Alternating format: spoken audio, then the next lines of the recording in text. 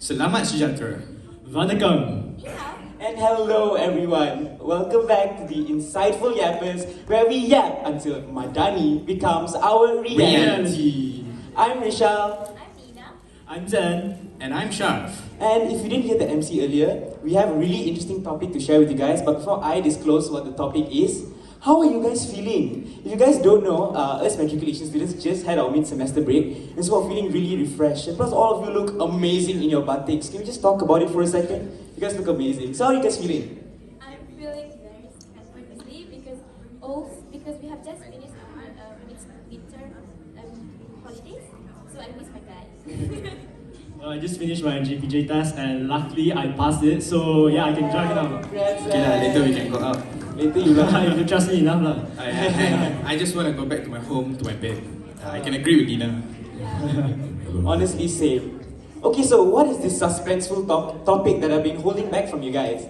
Well, our topic for today is compassion in communication, and also the humanity behind every single word that we say. And so, for those who can get the wordplay really easily, this could come as very straightforward. But to those who don't get it yet, basically it means compassion in communication. So let's look at it word by word. Compassion truly means in its essence to feel for someone, to understand their pain, to understand how they are feeling in a specific situation without looking at ourselves and thinking of ourselves. In a sense, being selfless when we listen to another person's worries. And in communication, that's very general. There's a big spectrum of communication. So I'd actually like to hear how you guys derive compassion in communication. Okay, I would like to start first. When I think of compassion, I think of my friend first, my best friend Zia. Okay, so compassion is all about... Okay, so my friend Zia, during SPM, I was like very unmotivated with studying, and she saw that thing in me, and she tried to help me and being compassionate enough for me. She was there for me to help me and explained it to me about the subjects that I did not understand, and look at me now, I'm in matriculation. Wow, I mean, good for you and your friend. Yeah, and fun fact, she's also in the same matriculation as me. So I'm very happy that I get to learn in matriculation, the same matriculation as her. Zia, if you're watching, thank you for helping our friend over here out. Okay, I find that very interesting, the fact that she's able to help you out, and that actually made you a better person overall. You're in matriculation now, it's such a big achievement, so congratulations to you. And Zia's such an amazing person, we could all learn from her. No, she is. I think it also shows that how words are not just merely words. It's also like a tool for us to, to elevate others, to change lives of others. And for my personal experience, I would like to share a quite personal story, which is about my uncle, who was a teacher like many years ago in the rural areas of Sarawak. And unfortunately, when he was 24, he got into an accident where he became paralyzed from neck down. So he passed away 2 weeks ago, and he passed away 2 weeks ago, and I was in the funeral, and many of his students came forward and paid their last respects, and one of the students actually cried there and told me like, my uncle was a great man, and he is a compassionate individual who, despite the students' struggle financially with their family struggles, he gave them free tuition and really changed their lives and gave them words of encouragement. And to them, my uncle really inspired them to be more compassionate individuals, to pass down the compassion to others. So I think it shows that how being compassionate to others is like a chain reaction. Yeah, if you learn physics, it's like chain reaction, and then you just bring down to others like that. Yeah, I mean, you can say that compassion is contagious. Compassion is It contagious. is. Someone get that on a t-shirt right now. Compassion is contagious.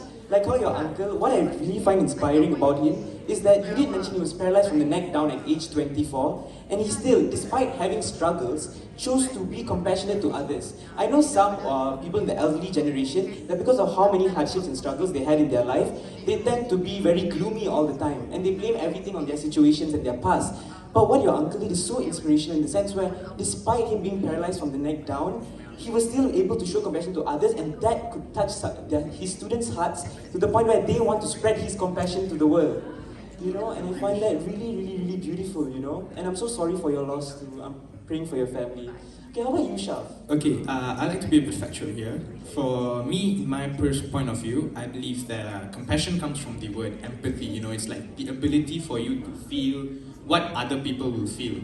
And I also like to do quite a bit reading. So recently I learned that in Islam, the value of ihsan, the word ihsan, it actually teaches us to act with sincerity and kindness, you know, especially and even moments of conversation. And I like to quote Dr. Chandra Muzaffar in one of his books. He wrote, it's called Rights, Religion and Reform. He actually wrote that trust and respect are the foundation of a dialogue or a conversation. And what makes that possible is compassion. So you can see how important it is that being compassionate, especially in conversation, brings out a lot. And trust and respect is a very big aspect of them. If you are compassionate, if you have trust and respect, I feel like in a sense it's much more easier to be compassionate, because compassion is really a sum up value of all the Madani values. I know in and of itself it is a Madani value, but without one or the other, you cannot have compassion. You know, compassion. Yeah. Yeah, that's true. That's true. Yeah, it requires requires us to reflect on ourselves and notice our flaws and to work better and to be and more to care more for others. You know. And so, in my opinion right now, there is in our society a lot of compassion, as you can see, not just government bodies, but even institutions, NGOs, even in our household. We see compassion every single day, and your experiences have proven that compassion is everywhere. Like, you don't have to even go that far. You know, recently all of us got that My Kase money in our ICs. I know everyone has that $100 right now, probably really happy using it. And especially for like the underprivileged families, you know, they were able to use that money for their own groceries and their essentials. But in a sense too, despite having a lot of good, our society does struggle with compassion in certain aspects. And I wonder if you guys have observed any of these aspects and you have experienced it yourselves? Oh, I have an experience. Well, not me, but I heard a story about it. So, like, I think compassion starts at home, most importantly. So, like, for example, when the children tend to open up to their parents. Like, for example, they say, "Mother, I feel very depressed," and their mother would say like something, "Why do you feel depressed? You don't have nothing to feel depressed about. You don't have to pay for the bills and blah blah blah." Yeah, they dismiss their struggles. So that the children don't feel seen. They don't feel like they feel neglected. So it's very important for compassion to be at home. It starts at home. Agreed, and I feel like this could be seen even outside of the parent-child relationship, where the older generation tends to look at our generation as carefree and that we should live life more, and they cannot accept or take in when we say that we have problems and experiences where we feel sad, and therefore they lack compassion in that aspect. You know what I mean? And so, what do you guys think? Do you guys think that there is a valid reason for the older generation to be less compassionate to us? Are we like overreacting? What do you guys think? I mean, I wouldn't say we are overreacting because if we look now, our current syllabus and education system, what I learned in Form 3 back then, I saw that exact syllabus from history in my sister's Standard 5 book. So you can see like how the education system took a toll, and it also takes a toll on the students and how it can make them feel more stressed because it's more advanced than what they should have learned. Agreed, I agree with you. People should try to understand each other, you know, because they are coming from, you know, different generations, different timelines, and people should try to understand each other. Yeah, I think outside of the generational conflict, we should be compassionate no matter your age, no matter your gender, religion, whatever. Compassion is universal, and we should really understand that, you know? Alright, I'll go next. This has been bugging me for the longest time. I would just like to point out, it's social media, man. Social media was started for us to connect with each other, to unite with each other, you know, make core memories, save them so that we can visit to them whenever we want, educate each another. But in recent years, like past few years, the more newses and the more updates about like world situations has been uploaded to social media. It has created like a keyboard warrior culture. You know, like every post, people just want to point out their opinions, not to be understanding, but in the term of being right. They just want their opinion to stand out and be the correct one. They don't have that, you know, motive of wanting to make it understandable. And researchers have shown that, like a Pew Research study in 2021, it showed that people only express these kinds of like aggressive comments and fights in social media rather than having like a face-to-face conversations. I mean, memes are having war comments nowadays. How does that work? Like, come on, people, it's supposed to make you laugh and feel better, not like create World War III in the comment section there. Yeah, exactly. I think social media gives like people anonymity, and people can just do whatever they want, and next day, user 123 can just delete his account, and no one will know who he is. Yeah, anonymity of all of it, you know. And then also, in that sense, like what you said, like people think that just because they are anonymous, they can get away with everything, you know. And that shows that, because I even have compassion towards these people, because you can only show as much compassion as you've been shown compassion. So if you've been shown love in a household, you grew up in a healthy household, I doubt that you'd have much of an issue to show love to others, because you've been nurtured in that love. And these people have maybe struggled at home, maybe they don't get that compassion from the people around them. And so I feel like even as a generation, we should be compassionate towards them also. And then also, like what you said, where people are having comment battles in the comment section, it proves that people are very polarized, where even over the smallest details, they tend to have big opinions on them. Like what we heard, I think, was from group 4, like even pineapple on pizza can be very political these days, where someone can agree and disagree and they can comment thousands of comments under every single comment section, you know, just because of a small little opinion. And I feel like, yeah, we should combat that. What do you think, Zen? I think it's time for us to look at global headlines, global news. Now, in this world, we are becoming more and more polarized. Like, for instance, when you look at the United States, people are divided to the left, divided to the right. People don't treat each other as fellow Americans. They treat each other as political rivals or extremists. And to me, it really divides the nation. And for us Malaysians, I think it is important for us to not to learn from them, to avoid doing that, Malaysia. So we should really uphold the Madani values, and in this case, Ee Zen. And we Malaysians should share a common goal, share a common ideology, which is in this case the Madani ideology. And it is a tool for us to unite all Malaysians. Yeah, even unity is also a Madani value in and of itself. Now look at all of us. One's Indian, one's Chinese, one's Malay, and one's Punjabi. And so it really shows that unity in our generation today. And we are united by batik. Yeah, we are united by our batik today. And then to quote our Prime Minister, Dato' Sri Anwar Ibrahim, he mentioned that, which I really agree, that the strength of a country does not solely depend on its economic prosperity. Also depends on the ability of the people to show compassion towards each other. Okay, before we continue further, I know some of you might be confused. What is this polarized they're talking about? Does that mean that all of us are soluble in water? Because as a science student, I was like, polarized? What in the world is that? Scientifically. Yeah, scientifically, yes, it's soluble in water. But in this instance, being polarized means to have contrasting opinions and having very heavy stances on them that you're not able to change that stigma in your mind. So that is what polarized means in its essence. And so, moving on, we've heard the struggles of how society has a few issues to overcome. And now, as a generation, we are Gen Z, we are the next generation of leaders. How do you guys think we can actually overcome this issue for once and make Malaysia more of a Madani nation than it already is? Anyone want to go first? Okay, Can I Nina, go first? you can go first, Nina. Okay, so when we receive compassion, I think it's very important for us to share the compassion to other people. We should share it with everybody, no matter the background.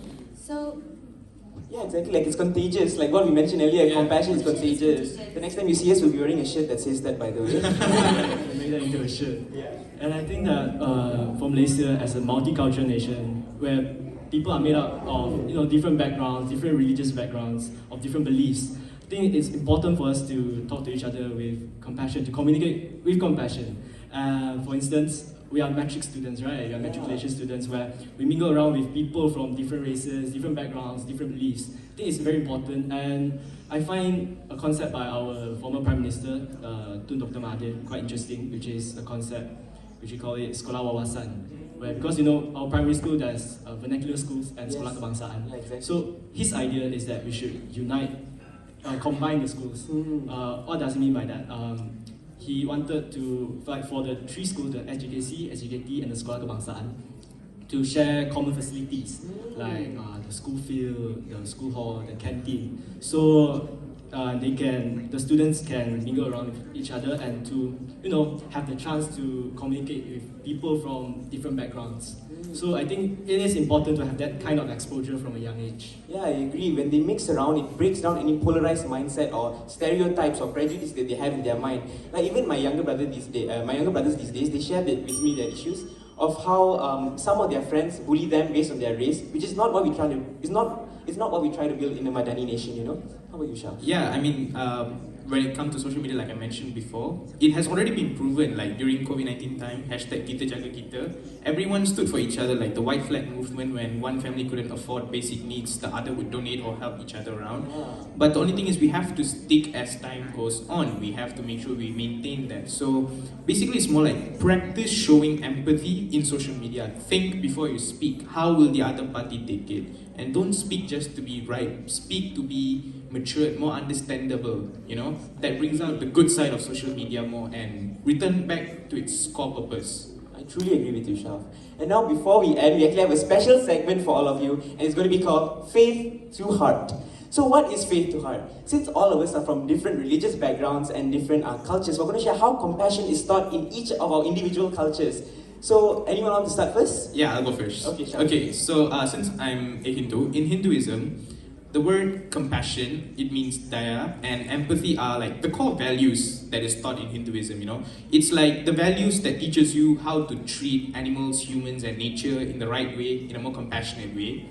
And I would also like to quote the Bhagavad Gita where it says, "He who has no ill with any being, he who is a friend and compassionate, is such a dear devotee to me." Means that be compassionate, just spread kindness. It's such a simple move, and you will be such a good person in life, That's so wise. Okay, what do you think, Zen?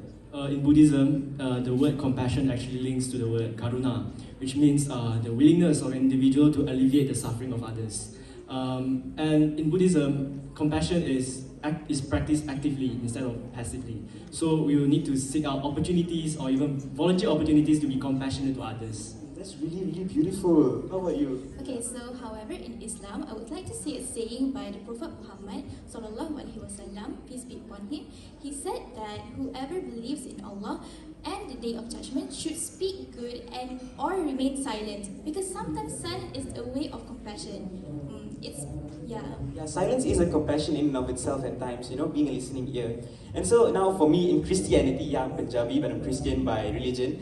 In Christianity, we learn about the parable of the Good Samaritan, where there was a Jew who was beat down and robbed, and other Jews just walked and passed him by, priests and all other people. But then a Samaritan came around, helped pick him up, sent him into an inn, and even paid for his stay, just so that he could recover. And the thing about Samaritans and Jews is they have a nation-long rivalry. They can't even look each other eye to eye.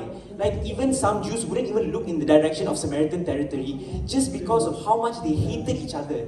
Yet the Samaritan chose to look at the situation at hand, choose to give compassion at hand. And that is the most beautiful thing about compassion in my religion specifically. And so I feel like to conclude what all of us have talked about today, compassion is really important. We should really be compassionate to others. There are many ways you can spread compassion and show compassion to others, and it's really beautiful. And with Madani and with communication, we can really truly build a more Madani nation with our compassionate selves. And so if there's one thing that you can take away from our podcast today, it is that compassion is contagious. Insightful Yappers, signing off. Zoom!